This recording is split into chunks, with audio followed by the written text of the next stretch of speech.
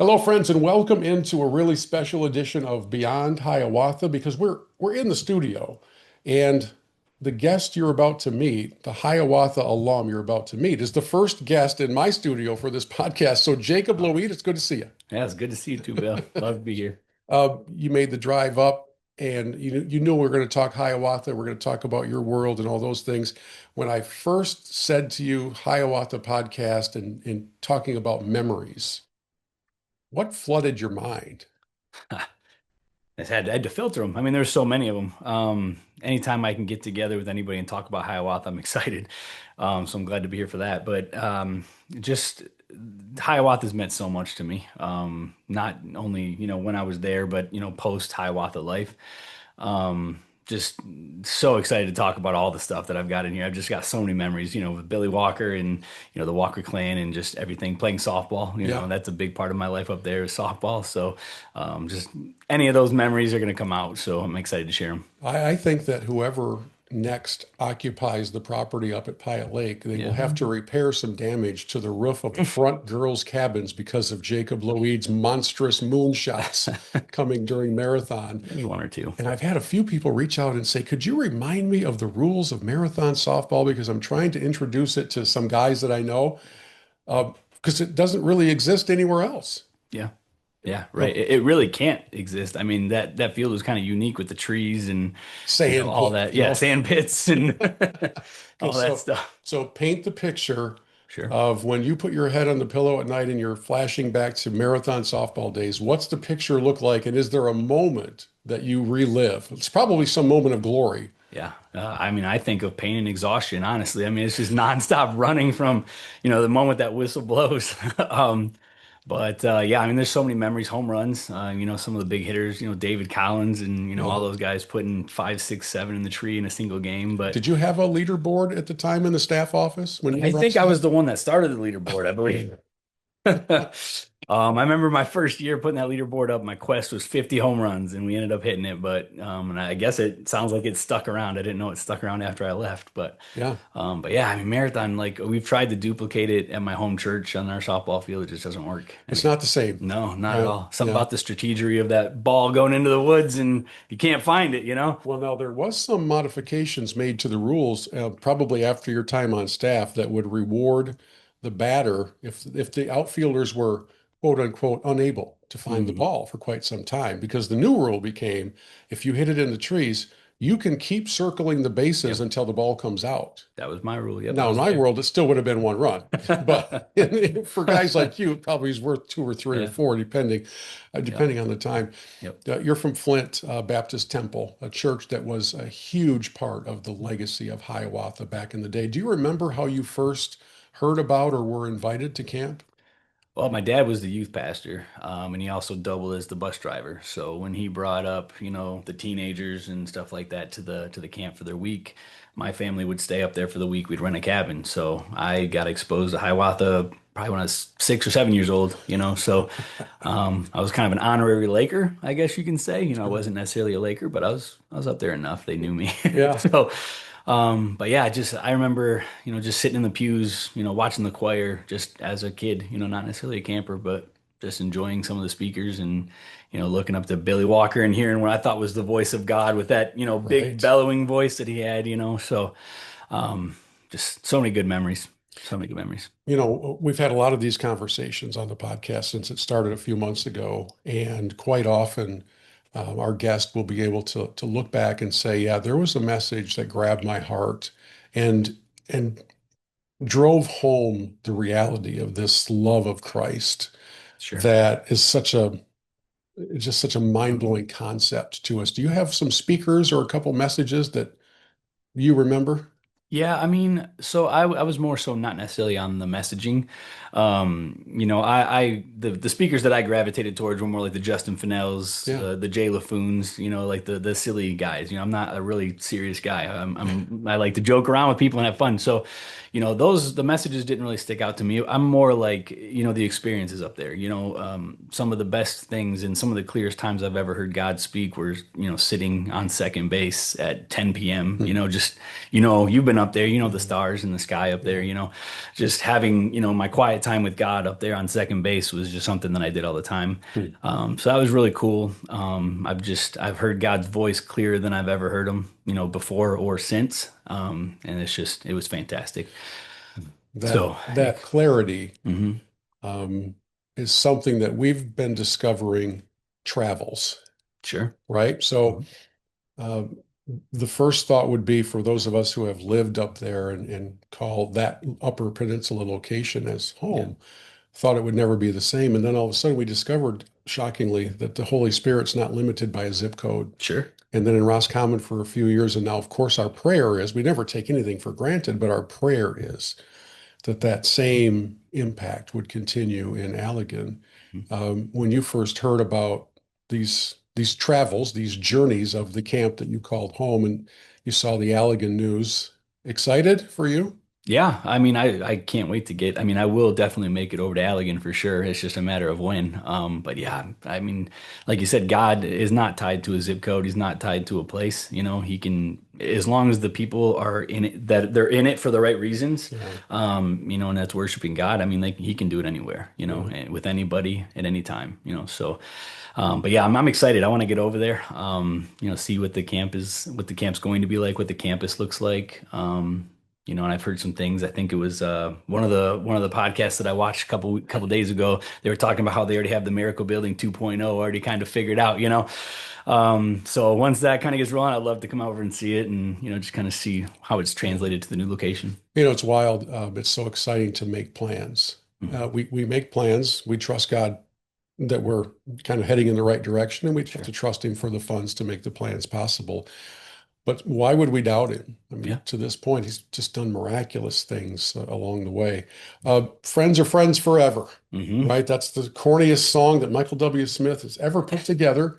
It's true, especially when it comes to relationships through Sure. Hiawatha. Who were your boys back in your day? Oh man. Andrew Cuthbert. We Okay, still stay in touch every now and then. nice. Yeah, all the Collinses. I mean, I came right through the Collins era. So David and Chandler and all those guys. Yeah. Nathan Thompson. We were pretty good friends too back then. But yeah, just some of them have, like you said, friends are friends forever. I still talk to Cuthbert every now and then. The group of guys that you just described would all be frequent participants on that smaller basketball court. Intense competition, Yep. marathon, intense competition. Yep. Did you ever get carried away in marathon? Did you, I know the answer to this. So you better be careful how you respond. But it's July, it's 85 degrees, Yep. it's 44 minutes into an hour-long game. Nobody knows the score. You're tired, you're running, you're sweating, and there's a close call. Can you remember like who was the most volatile? I have my own thoughts on who out of the group you mentioned, but I'll let you. Oh man, yeah, there's some heated moments. You know what, loving moments. We'll call it loving moments. Lovingly But heated. yes, yeah, I mean, I kind of kept to myself. So, I got heated, but I'd just put my hand in the Yeah, glove you and just you kind of weren't walk, you weren't a screamer. You weren't a Nope, talker. nope, but I'm very competitive, so I would just kind of yell to myself out in the outfield out there. Yeah, But I do remember some David Collins moments. that's the name I was just going to put. So, David, if you're watching this, congratulations. You're remembered well. Yeah, yeah, for all the right reasons, right? Yeah, no, there's some times. I remember Caleb Hopper a couple times, There you go. Yep, he was a good guy, but he could Yeah, run it a little bit. yeah, the So, competitive juices, right? yeah. And I can still remember so many times. I mean, not just a couple times, but whether it's your era or my era, most likely the era before, when Billy Sr. was still participating, Yeah. when he would still pitch. And he'd see a kid, but a staff member or a camper, kind Hmm. of lose their cool. He would find a moment in a game that had no moments to stand still. He would find a moment to come up and put an arm around him and say, Yep. young man, right now, there are 4 billion people in China who have no idea we're playing. And it was just every single time, it would just crack me up because it, Yeah. it rarely fixed the situation for the kid who was mad at the umpire, which sometimes was Billy. Yeah. And there's so many character forging moments in that marathon setting. Oh yeah, and I do remember one time it was one of the speakers. We were always told never to show up the speakers Yeah, and all that. And there was a game where I had a couple home runs, and I'm trying to think of who it was. It's one of the regulars, one of the regular speakers. speaker wise. Okay. Yeah, and they walked me, and I Oh, kind of stared him down, and then I was like, "All right, Billy's telling me in my head, don't show up to speak the speaker." So I just took my walk and shut my mouth. yeah, getting walked is no fun in slow pitch softball. Nope, didn't want that meeting in the morning, so I figured I'd just walk to first. We think of those fireside moments. We think of the Tuesday night moments. You were a counselor, so you think of those counselor talks with kids, and then you move into this role of athletic director. We're Yeah. actually thinking of doing an episode somewhere down the road with just athletic director Dang, that'd be stories. fun. Yeah. Because that's kind of the behind the scenes role at camp that not very many people get a chance to understand or experience. I did it for a while. Craig and I did it together. I think most would consider that to be the disaster years, when it came to the things that we would just conjure up on the spot and how we kept track of team points because we had forgotten to do so for days and days and always make it up. Okay, what's your athletic director confession moment right here on the podcast Oh with it? man, I hated the mud pit. I Oh absolutely yes, yeah, hated the yeah. mud The pit. mud Yeah. pit was a nightmare. Yeah, that was the worst for me. A lot of work I and forgot all about it actually. yeah, a lot of work and coming up with all the games and stuff and getting it all prepped, and it was a nightmare. But And then it became kind of a hazard because of all the rocks in it, so yeah, we oh yeah. kind of shut it Yeah, down. fingers and eyeballs and mud. It was crazy. The mud pit It nightmare. was crazy. I mean, other than that, I loved the athletic director. Man, I was cut out for that role. I really liked it, Yeah, so I didn't really have too many complaints or anything with it. yeah. Your But enthusiasm is often talked about from us old people. Like, remember when Jacob was up there? He just never ran out of energy. Did you ever get tired? yeah, actually, kind of talked about Billy a little bit ago. That was one of the moments that I remember about Billy. Was there was a night where I was walking and I sat at a picnic table, and it was like my first summer as athletic director. And I was also a counselor as well, so I had my own cabin Oh, as that's a well. busy time. Well, and it was junior camp too, so it was a tough time for me, and as a teenager, you don't know how to handle all that, pressure and all that stuff. So I was feeling it for sure. Yeah. And Billy pulled in his red Cadillac and just stopped on that dirt road right next to me, and he called me over and we talked for a little bit, and then I just remember he gave me the next week off from campers, so I Yeah. was definitely exhausted.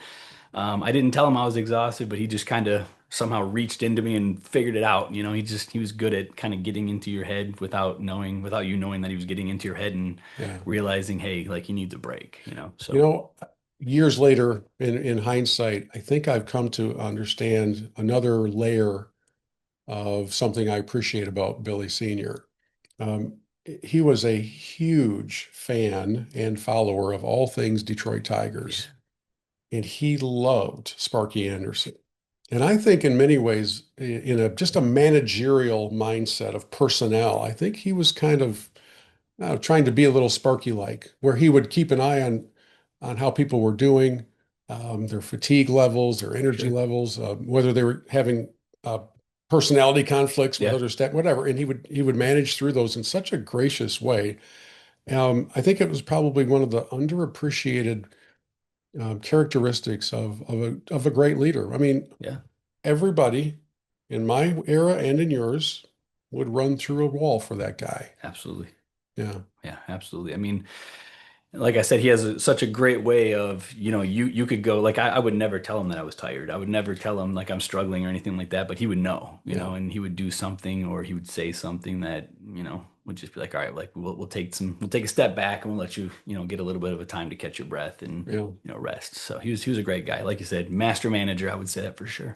We try to talk, especially to those who don't have a Hiawatha connection.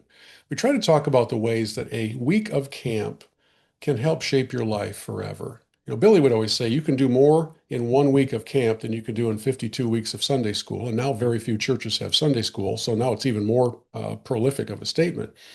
But how do you summarize from what you experienced, what difference a week of camp made in the lives of campers and really a summer's worth for staff? Yeah, I mean, absolutely. Something about being there for 24 hours straight, consistently with somebody. I think that was a big thing for me when I was a camper, just being with my counselor all day, every day, and I can see how they lived and understand, obviously, they made mistakes, they're humans, they struggle too, but just seeing people living for Christ 24/7, and honestly, one of the easiest places in the world to live for Christ, up in the middle of nowhere, and just seeing them having fun and enjoying themselves, and just like really understanding this is what Christianity can be, Yeah. if it's in the right environment, if it's done correctly, and just seeing all those examples from all those. I mean, all my counselors were great, and staff members that I worked with. It was great to see. I still remember the culture shock of leaving camp for the summer, Yeah, the first time, or first couple times when you're a rookie in the second year, for sure. and you'd stop in Gaylord for gas, and you'd hear cursing and see people smoking, and you'd be like, "What is going on here? I thought Yeah. all that went away for a while." Yeah. How did a summer at camp? And I know you're very active at church too, so that's a huge part of it. And I don't want to diminish that in any way, but how did a summer at camp help fuel you for the times when you weren't at camp? I mean, the summer at camp, obviously, it got me. I mean, most of my years there, I was going to Central Michigan University, so I wasn't going to a Christian college. I was I'll going say, back to a secular college, yeah, So you talk about culture shock, coming and going straight to there. Um, but it did. It definitely fueled you. It definitely gave you. It was kind of like a refocus and get your mind centered and yeah, just focused on what you need to be focused on before you go into a world of people that are focused on things that they should not be focused on. yeah.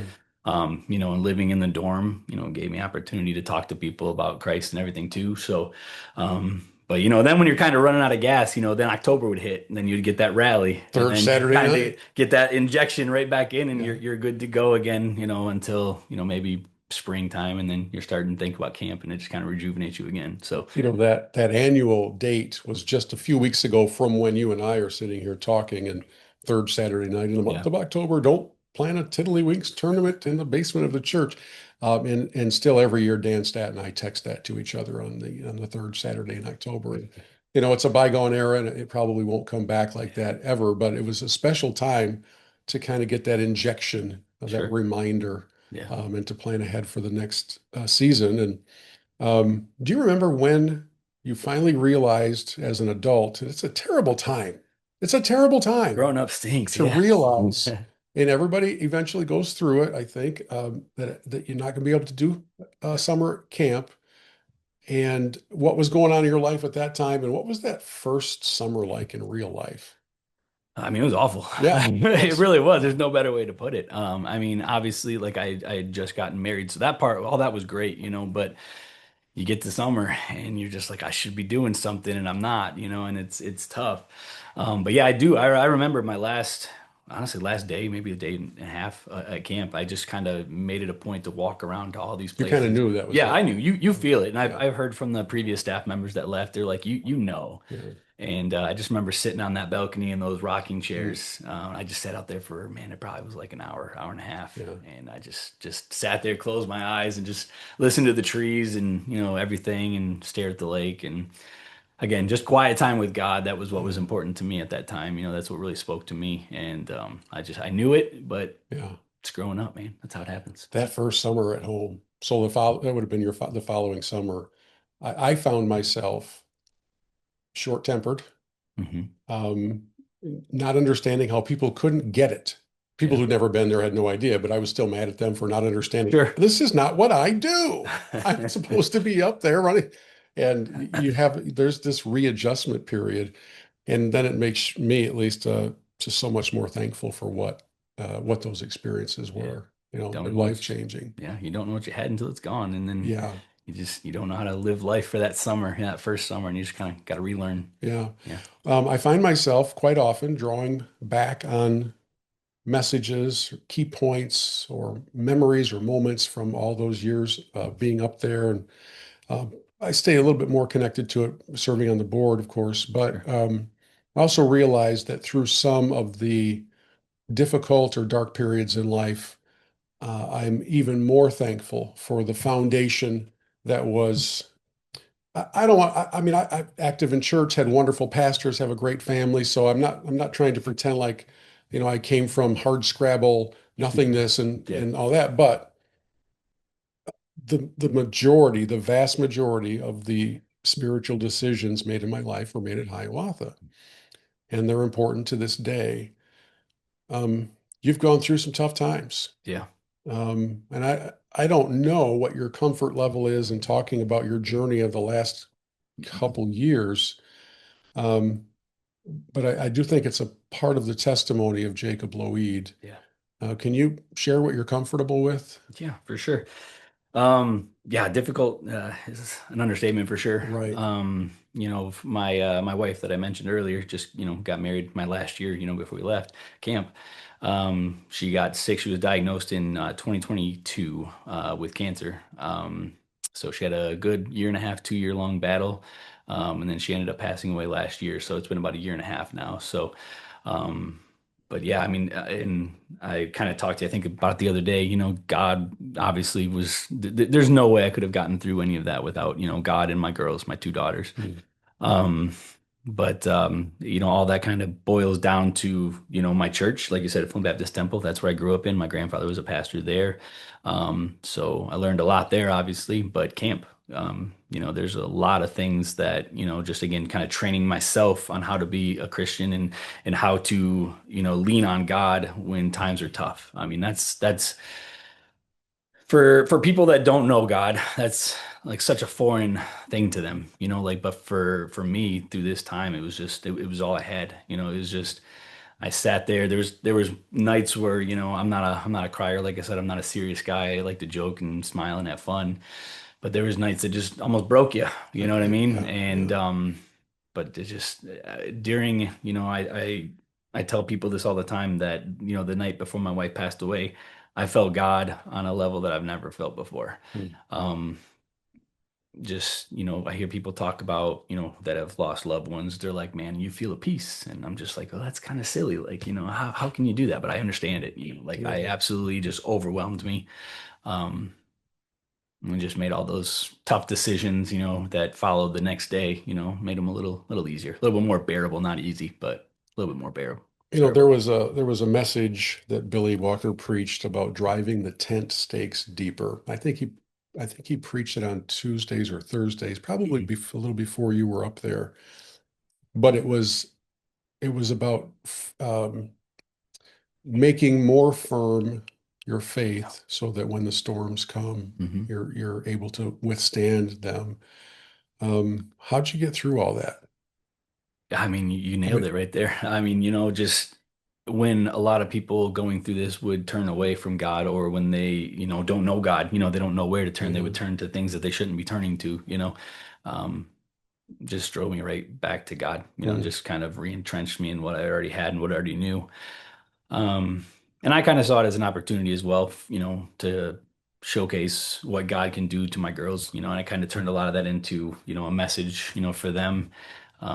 Just, my responsibility is to lead by example. And that's what I did, everything that they questioned, during this process, I just kind of did my best to draw it back to God and like, this is what he's done for us. Like, and I've seen God in so many ways through this whole, step-by-step process. Like things that didn't make sense 2 or 3 years ago. I'm like, I see why he was doing that now. He's training me for what I'm gonna have to go through mm. now in this particular scenario. So God doesn't do things for no reason. Everything that he does is for a reason. You might not know it now, but it'll hit you one day. And that's kind of what I'm going through. So You're you're a year and a half post yeah. her passing, right? Hmm. In the years of the struggle leading up to that, um, I don't know. Do you ever take yourself back to sitting on second base and just trying to hear God? Is there, I, I'm very thankful. We've Hmm. been blessed with good health. Yeah. In other cases, that's not what's happened. And you've had a whole family go through it because of her extended family, and many of Yeah. whom my wife and I know. In the darkest moments, in the pit, but you, oh Lord, have brought me up out of the pit. In the pit, what'd you turn to? I mean, God, and I hate to keep answering with that, but that's truly what it was. I would pick moments like you said, sitting on second base was one of them.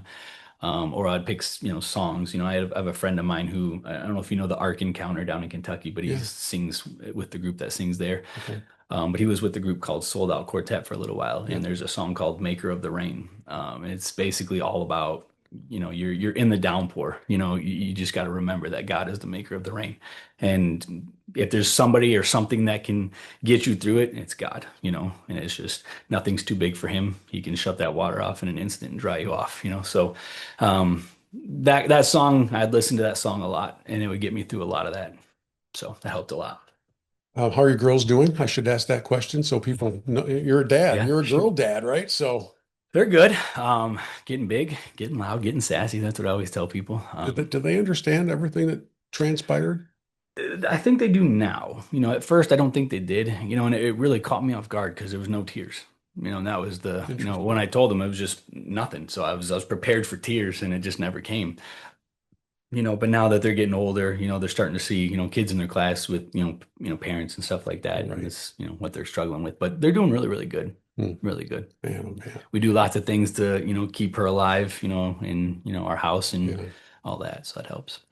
There's there is a family that comes through your church and a family that comes through, of course, your family, but also that comes through Hiawatha alumni. And boy, there were a lot of people praying for you Sure. and for her and for the Yeah. girls, and um, still are, Yeah. in many ways.